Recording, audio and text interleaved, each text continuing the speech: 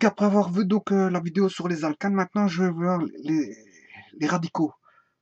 Les radicaux, j'en avais déjà parlé dans les produits chimiques que j'avais vus sur le méthane, l'éthane, enfin, sur le méthanol, l'éthanol, l'éthylène glycol. J'avais expliqué un petit peu, je crois, dans une des 3 vidéos là.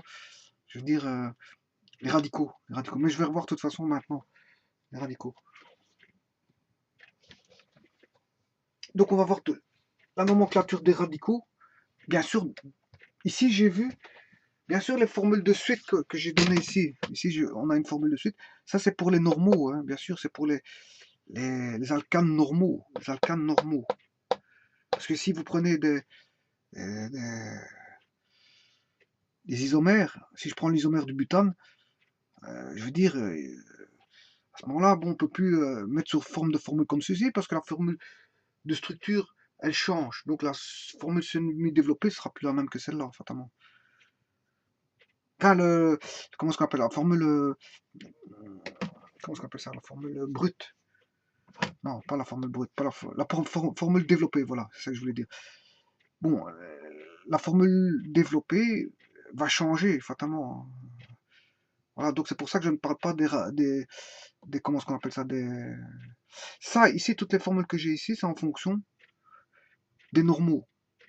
Je ne parle pas des isomères, voilà. C'est pour les normaux, c'est les formules, j'ai une suite avec les normaux. Bon, maintenant, je vais faire la même chose avec les radicaux. Et c'est simple, ça va être très simple par rapport à ce tableau-là. Pourquoi? Parce que, tout d'abord, il faut savoir ce que c'est qu'un radical. Un radical, c'est quand on a une liaison covalente entre, je veux dire, euh, deux atomes. Bon, on va voir ce qu'on appelle une rupture homolytique ou un clivage homolytique, pour autant qu'on a une rupture et que chacun des électrons euh, va garder son électron, on va dire, du double liant. Le double liant il va se casser pour donner, chacun va reprendre son électron. Voilà. Chacun va reprendre son électron et ils vont donner ce qu'on appelle deux radicaux. Et ça se fait grâce à la photolyse, hein, la lumière, ou la chaleur, thermolyse, ou encore grâce au peroxyde, certains produits chimiques qui peuvent faire ça. Voilà. Donc ici, il faut savoir que donc, lorsqu'il y a une rupture homolytique de liaison, hein, ou un clivage homolytique, ça peut se faire entre atomes de carbone, bien sûr, là c'est une covalence pure, elle peut se casser ici, mais on peut avoir ça avec des hydrogènes, hein. Voilà. Entre un carbone et un hydrogène, entre carbone, voilà. Voilà. Donc, euh, quand il y a une rupture homolytique entre un atome de carbone et un atome d'hydrogène ou carbone-carbone dans le cas des hydrocarbures, parce que si je suis dans les hydrocarbures, ah ben, tout hydrocarbure donne naissance à ce qu'on appelle des radicaux. Bon, on va avoir des radicaux qui vont se former. Alors, dans le cas comment est-ce qu'on appelle ça, des alcanes, je parle spécifiquement des alcanes, on aura les fameux radicaux alkyles. Les alkyles, ou on appelle ça alcool. Les alcools ou les alkyles. Voilà. Donc ça c'est pour la famille des radicaux qui vont se former à partir des alcanes. Et ces radicaux sont plus ou moins stables. La stabilité dépend de leur nature, bien sûr, ça vous aurez compris. Ils sont très réactionnels et ils possèdent en effet un électron libre qui s'apparie volontiers. Donc, en d'autres termes, ici, pour faire simple, moi je dirais que un radical, c'est une molécule d'hydrocarbure. Ici, comme je vais prendre des radicaux à partir des alcanes, c'est un radical qui est une molécule d'hydrocarbure alcane à laquelle je vais enlever, enfin, à laquelle on a enlevé un hydrogène. Donc, pour leurs appellations, ça va être très facile. Pourquoi? Je vais faire appel au même préfixe que ceux utilisés pour les hydrocarbures. Ici, comme j'ai vu les alcanes, mais je vais couper l'alcane, je vais retirer un hydrogène et je vais l'appeler au même nom que l'alcane, mais en faisant suivre la désignation par il. Quand je dis il, c'est Y-I-L-E. Et vous allez le voir, c'est simple. Donc ici, je vais mettre les 10 premiers alkyles qu'on retrouve. Le méthane, si je prends le CH4,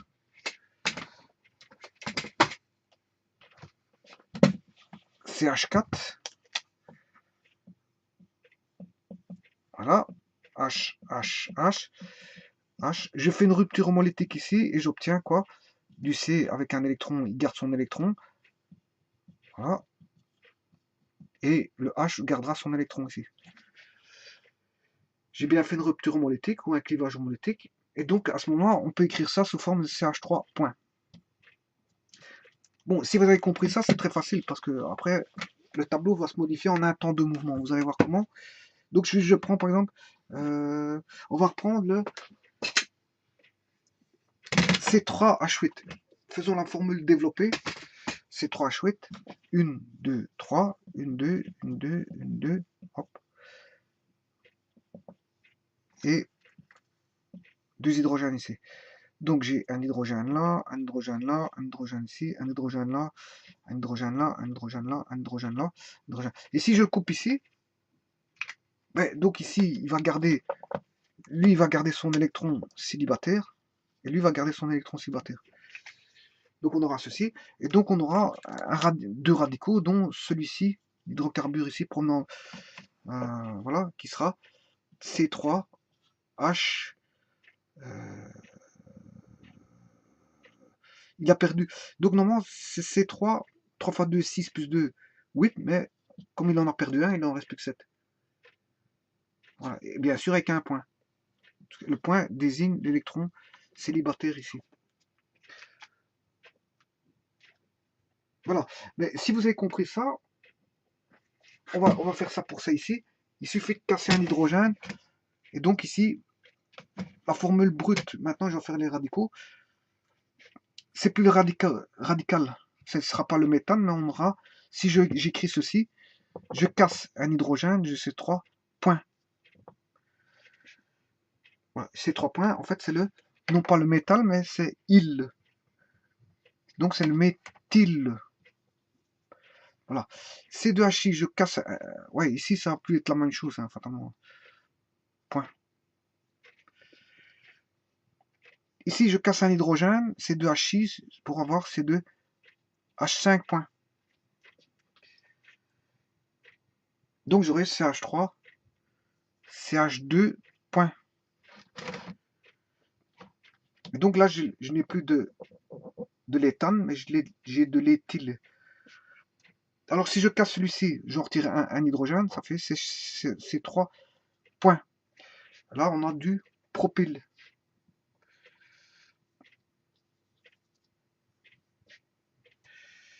Par contre, je ne sais pas s'il faut laisser le méthyle.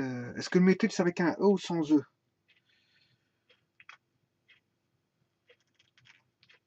Le problème est là. Est-ce que c'est du méthyle? Parce que c'est bien de dire, bon, je m'excuse, je vais voir sur internet parce que c'est vrai que bon, je ne sais pas si le méthyle c'est avec un E ou sans E. L'écriture méthyle, voilà.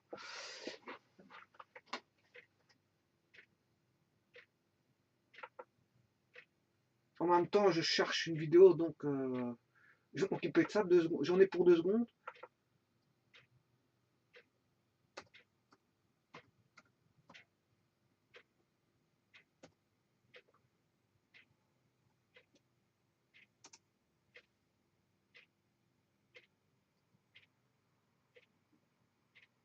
Alors, je suis dans Google, donc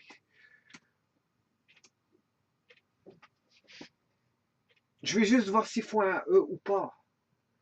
Radical ou pas. Méthyle.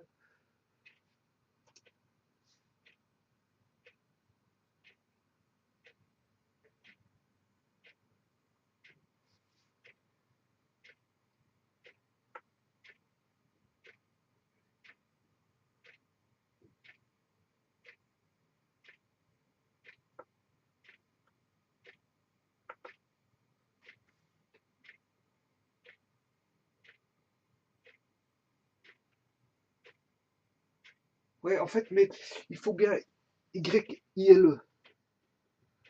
Voilà. Donc c'est ça, c'est bien juste.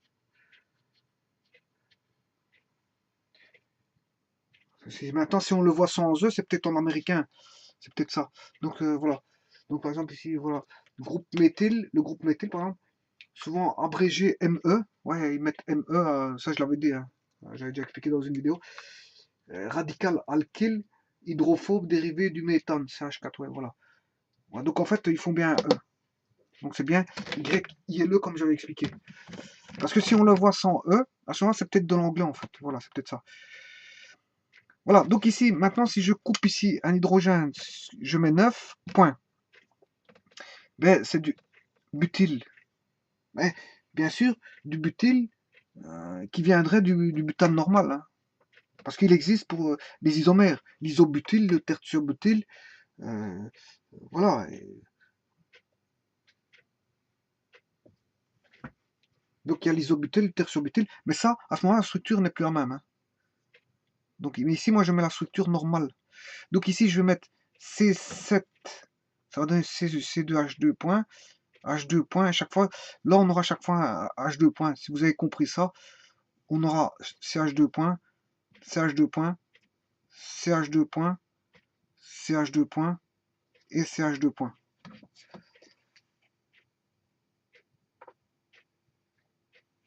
Voilà, ici, je ne sais pas si on voit. Voilà. Donc, chaque fois, on aura CH2 points. Mais bien sûr, ils proviendront des normaux, pas des isomères. Parce que les isomères, là, je vous dis, il faut changer la structure de la formule développée. Voilà, c'est pas les mêmes formules développées, fatalement. Hein, parce que c'est justement, c'est des isomères. Mais ils ont même formule brute. Donc ici, je mets que la formule, les radicaux alkyles qui proviendraient, on va dire, des alcanes normaux, hein, et pas de leurs radicaux. Voilà ça que je veux dire. Donc ici, je retire le N, parce qu'il n'y a plus de N, et je retire les AN, parce qu'il n'y a plus de AN. Hein, on n'a plus affaire à des... Voilà. Ici, je vais retirer 12 moins 1, 11 points, 13 moins 1, 14 moins 1, 14, 13 points, 14... Attendez, ici, je me suis trompé. 3 plus 2, 5 plus 2, 7 plus 2, 9 plus 2, 11 plus 2, 13. On avait combien? 6 fois 2, 12 plus 2, 14, ça fait moins 1, 13, juste. 7 fois 2, 14 plus 2, 16 moins 1, 15. Donc là, c'est juste. 15, 17 points. Je fais juste plus 2, hein, 19 points. Et 21 points. Voilà, on est dans le juste. Voilà pour la famille des radicaux. J'ai toutes les formules semi-développées des radicaux avec la formule brute. Et là, je vais changer le pentyl, l'exyle, leptyl, bon, leptyl, l'octyl, le nonyle et le dé. Là, on dit pas décyl, on dit décyl. Parce que, comme on a, hein, comment ça s'appelle, décane, bon, on va pas dire décyl, donc ça devient décyl. Voilà, ça devient dé. Et voilà, ça toute la liste des premiers radicaux provenant de leurs alcanes respectifs normaux, sans tenir compte comment ça s'appelle ça, des isomères. Donc, on a le méthyl, l'éthyle, le propyle, le butyl, le pentyl, l'exyle, l'eptyl, l'octyl, le nonyle, le décyl, et chaque fois je retire un hydrogène, voilà, et ça donne la forme beau de ceci. Avec chaque fois un point, parce que c'est l'hydrogène, ça correspond à l'hydrogène voilà, qui a été repris, voilà. Ça correspond à l'électron qui a été repris dans la rupture homolytique. Donc, il faut bien mettre le point. Le point est fort important.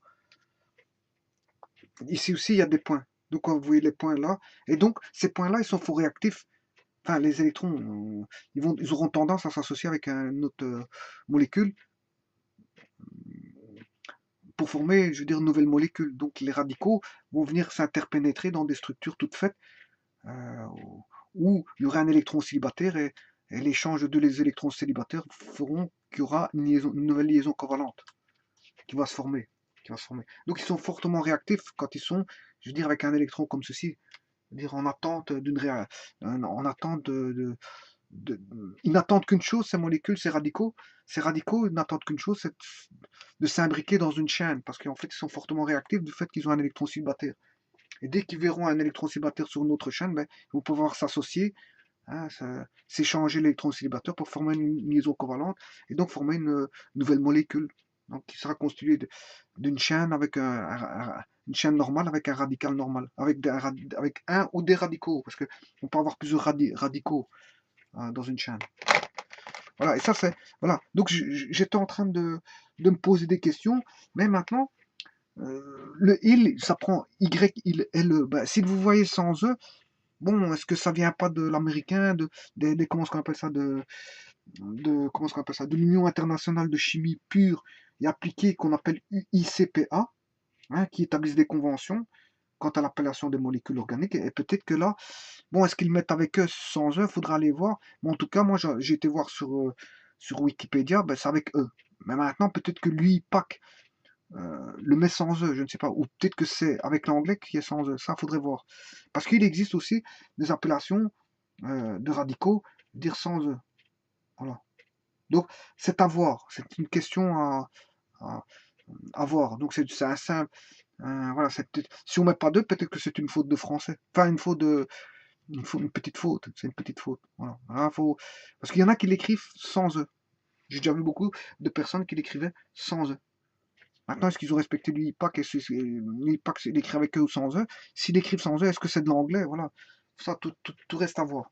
Voilà, mais en tout cas, moi, je l'écris avec un E. Voilà, parce que moi, je rajoute juste l'appellation. Comme ça vient, comme c'est un alkyle, déjà, quand j'écris alkyle, c'est I-L-E. Donc, voilà, ou alcoïl. Alcoïl, ce que j'avais dit tantôt, ce sont les radicaux, et donc les radicaux, fatalement, je rajoute Y-L-E. Voilà.